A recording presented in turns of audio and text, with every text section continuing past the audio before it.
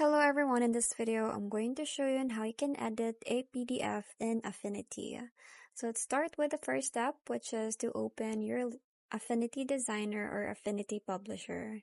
So both applications can open and edit PDF files. So Publisher is better for multi-page documents, while Designer excels at graphics. Next step is go to the file, open and select your PDF file. So Affinity will parse the PDF and convert it to editable elements. So you can then choose import options for handling text and images. Next step is you can use the text tool to edit any text context in the PDF. So select and modify shapes, images, and other elements just like native Affinity objects. Next step is you can import additional images or create new graphics using Affinity's powerful design tools.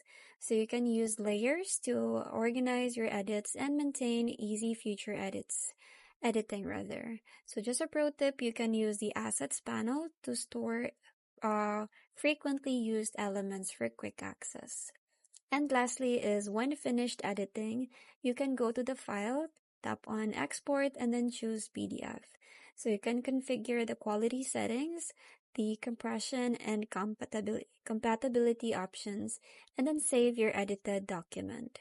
So that's just a pro tip. You can use PDF or X preset for print or PDF or A for long-term archiving.